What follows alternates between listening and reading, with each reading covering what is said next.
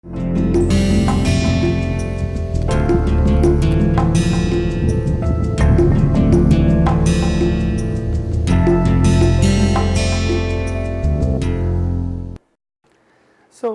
we talked about the different types of second order differential equations in the last class, and we talked about what kind of solutions you can have. Now, in this class I will be focusing on homogeneous second order ODEs and writing solutions in terms of basis functions. We already saw a bit of this in the last class, and what I'll do today is actually formalize some of the things that you saw in the last class. So let us get back to our homogeneous second order differential equation. So, I will write it in the following form. I will write y double prime plus a of x y prime plus b of x y equal to 0. So, this is our homogeneous second order differential equation, okay.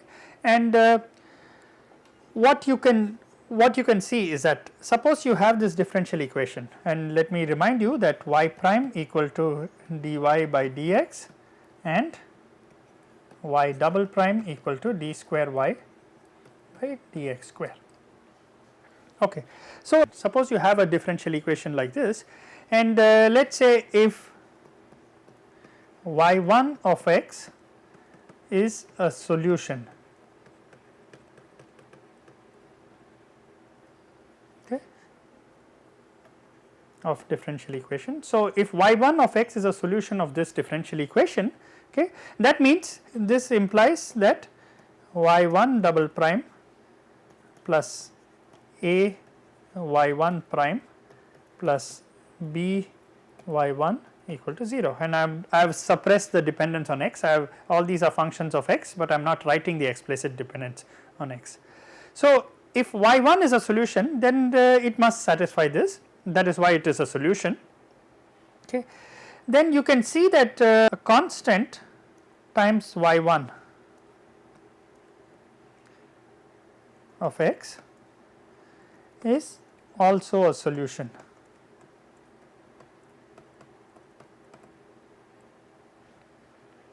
Okay. That means I can multiply y1 by a constant and I will get another solution, okay, which is also a valid solution, and you can see this because so suppose I had c y1, okay. Now c y1 the whole thing prime, the derivative of this is nothing but c times y1 prime, and you have c y1 double prime is nothing but c times y1 double prime, okay. So, now if I take this differential equation and instead of y1 I replace it by c times y1, then where I have y1 double prime I will have c times y1 double prime, where I have y1 prime I will have c times y1 prime, and where I have y1 I will have c times y1, okay. So, if I make this substitution, okay, then clearly c times y1 double prime plus a of x into c times y1 prime plus b of x into c times y1 equal to 0, or c y1 is a solution of differential equation. Okay. So, what that means is that if y1 is a solution, then any constant multiplied by y1 is also a solution, okay. So, that means you can have many solutions with different constants, okay. Now, next suppose y1 and y2 are solutions, that is so if both these are solutions, that means you will have y1 double prime plus a y1 prime plus b y1 equal to 0, and if y2 is a solution, so you have y2 double prime plus a y2 plus a y2 prime plus b y2 equal to 0. So, you have both these conditions. Now you can see that if I just add them, okay, then I will get y1 plus y2 double prime plus a times y1 plus y2 prime plus b times y1 plus y2 equal to 0, or in other words y1 plus y2 is also a solution. Okay. So basically if you have two functions y1 and y2 which are solutions of the differential equations of this homogeneous differential equation, you add them up, you will get another solution, and we already saw that if you multiply any of them by a constant you get another solution.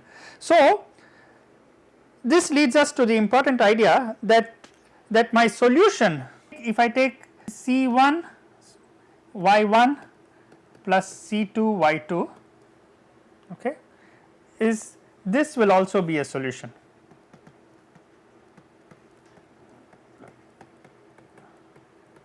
Okay, of dE, that is provided y1 y2 are solutions. Okay. So what that means is that if I have one solution y1, if I have another solution y2, okay, then I can write a third solution which is a linear combination of these two. Okay. And in fact you can say that the general solution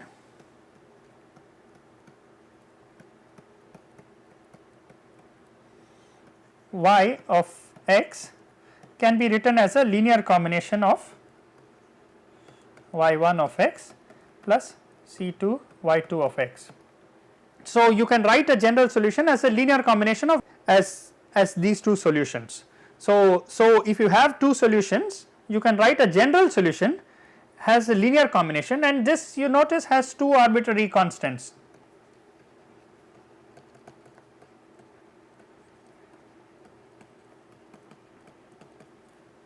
Okay. So we already learnt that if you have a second order differential equation, the general solution will have two arbitrary constants. So if you know two solutions y1 and y2, you can write a general solution. Then what I mean by these two solutions do not have any arbitrary constants. So if y1 and y2 do not have any arbitrary constants, okay, then I can write a general solution as a linear combination of these, and I will have my two arbitrary constants. So the question is this valid for any y1 of x and y2 of x that solve dE. So that means can you use any two solutions and write the general solution as a linear combination of those two solutions? And the answer is no. So you can take any two solutions, you can take a linear combination, you will get a solution, okay, but in order for this solution to be a general solution, okay, in order to get a general solution, the important thing is that y1 and y2 should be linearly independent. Okay. So in order for y equal to C1 y1 plus C2 y2 to be a general solution of dE, and when I say a general solution of dE, what I imagine is that any other solution of the dE can be written by choosing C1 and C2. Okay. So you can write any other solution by choosing C1 and C2 appropriately. Okay. So in order for this to be a general solution of the differential equation, y1 of x and y2 of x should be linearly independent. Okay. Or in other words, y2 of x is not equal to some constant alpha times y1 of x. So y2 should not be proportional. So these two are functions, and two functions are linearly independent. If you cannot write one as a multiple of the other, then you say that they are linearly independent. Okay. So now these two solutions, so what we have right here is you have many possible solutions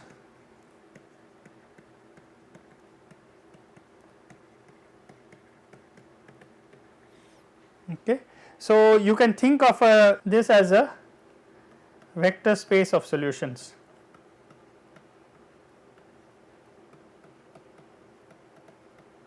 Okay. And why are we using the vector space? Because you can add solutions, you can multiply them by a constant and you will still get a solution. So, the set of solutions will form a vector space, and y1 of x and y2 of x can be a basis for this solution.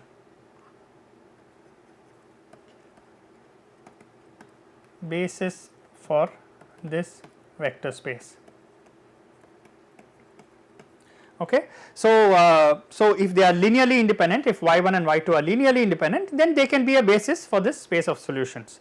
Okay. So, this is a vector space of solutions of the differential equation. So, it is a vector space of functions which solve the differential equation.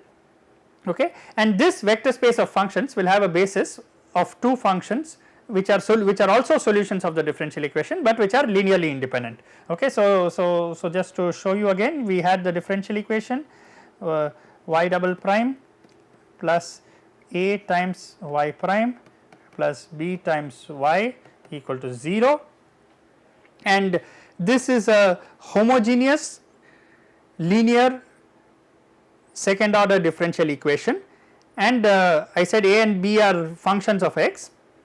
Okay, so they can be any functions, it is still a homogeneous linear second order differential equation, and this has a feature that if you know if you have two linearly independent solutions y1 of x and y2 of x, then you can write any solution as a linear combination of those two solutions. Okay. So, this is extremely nice because you see a connection between what we were talking in terms of basis vectors for a vector space and solutions of a differential equation. Okay. And remember, this is only valid for homogeneous equations.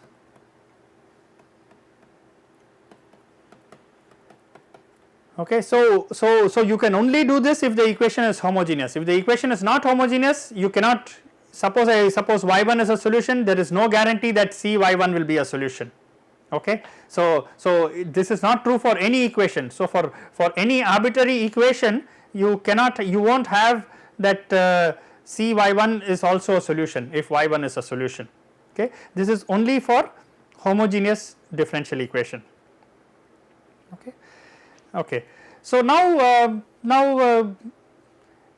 let us illustrate another interesting idea for homogeneous equations. Okay. So, sometimes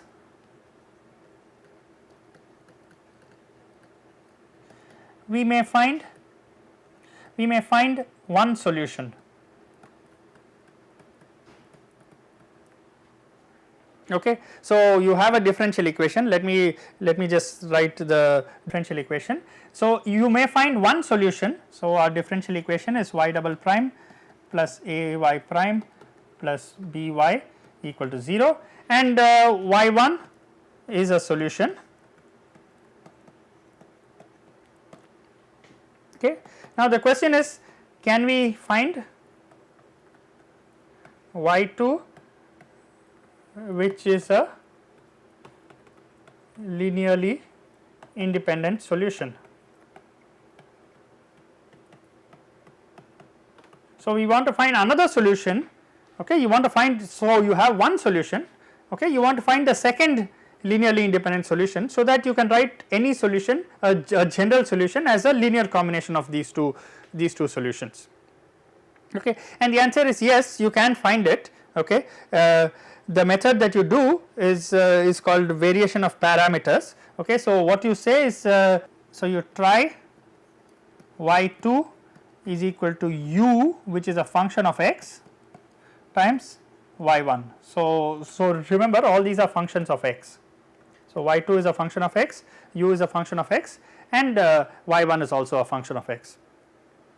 Okay. So, sometimes I will not write the explicit dependent on x, but here I want to emphasize that u is a function of x.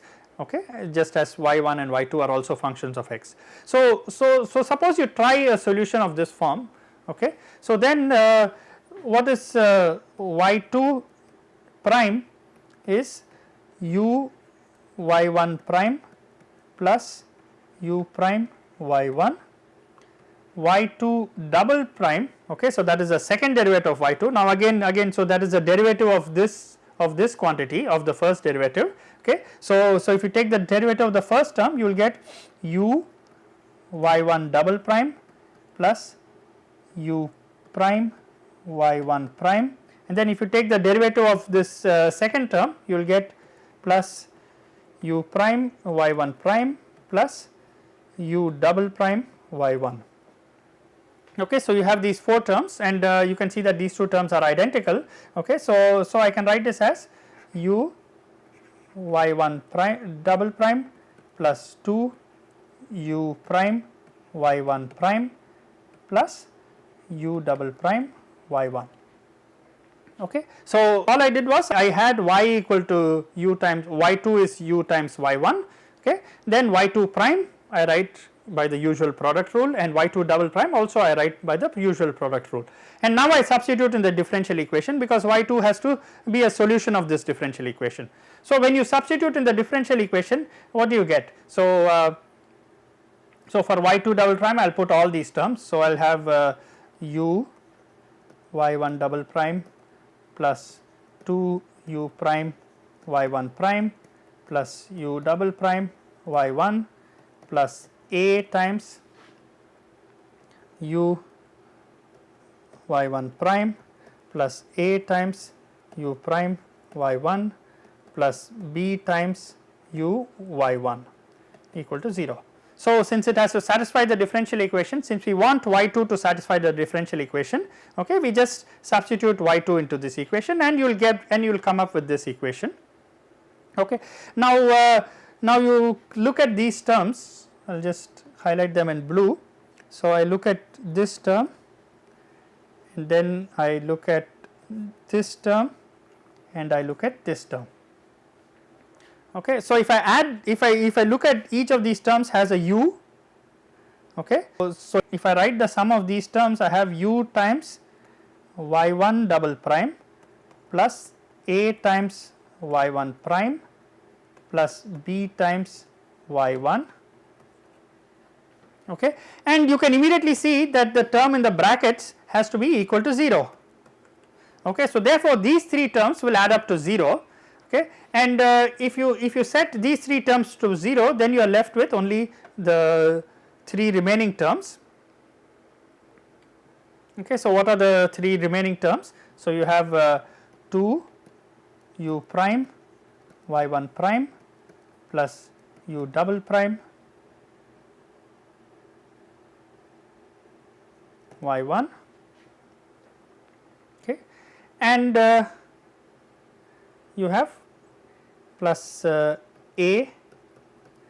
u prime y1 equal to 0. Okay, and what I see is that there is no u term in this. So there is no u term, so I can just write this as u double prime y1 is equal to minus of, now I will write it as a y1 plus 2 y1 prime into u prime. Okay. So what I can do is I can bring the u double prime to the left hand side, and what I will get is so I will say let capital U is equal to u prime. Okay, so I will just call it capital U, and the reason will become obvious, because now capital U prime equal to u double prime. Okay, so then you will get u prime, I will write this as u prime by u is equal to minus a y1 plus 2 y1 prime divided by y1. Okay, now you can immediately see where we are going with this. I do not want to do too much further. You have essentially separated u and x. Okay. So, remember y1 is a function of x that you know. Okay. So, we know the solution. So, y1 is a solution that we know, and from y1 we wanted to find y2. Okay. And what we did was we used a trial form of y2 is u times y1. Okay. And what we said is that when you substitute in this, then you get this relation. Okay. Now, you can immediately write this as if you integrate both sides. Okay. You will get the relation that looks like the following. So, integral of this is natural log of u is equal to minus integral a plus 2 y1 prime by y1 dx. A is a function of x, remember, a is a function of x. So, I just integrated both sides with respect to x and I got this. So, I just wrote these terms explicitly. Okay. But the point is that you know y1. Okay. So, you can calculate y1 prime and you can do this integral and you know a. Okay. So, essentially you can find out u. Okay. So, we can find out u, and then you from capital U you can find out small u, and from small u you can find out y2. Okay. So, I'll just write it. So, can solve for u. Okay. And from u you go to from capital U you go to small u, which is just integral of u dx. Okay. And then from u you can go to y2 is equal to u y1. So, what does this show? This shows that if you have one solution of the homogeneous differential equation, you can get to the second solution. Okay. So, what this shows is that the power of homogeneous equations is that even if you just have one solution, you can get to a second solution, and that second solution will be linearly independent because u is not a constant. Okay, u is some function of x. So, the second solution is by design it is linearly independent. Okay. And the second solution being linearly independent, you can write a general solution as a linear combination of y1 and y2. Okay. So, what this says is that all you have to do for a second order homogeneous differential equation is to find one solution, and then you can find the general solution of this second order homogeneous differential equation. Okay. So, in the next class I will discuss second order homogeneous differential equation with constant coefficients, and then I will tell what are the strategies when your second order differential equation is not homogeneous. Okay. So, I will stop here for today.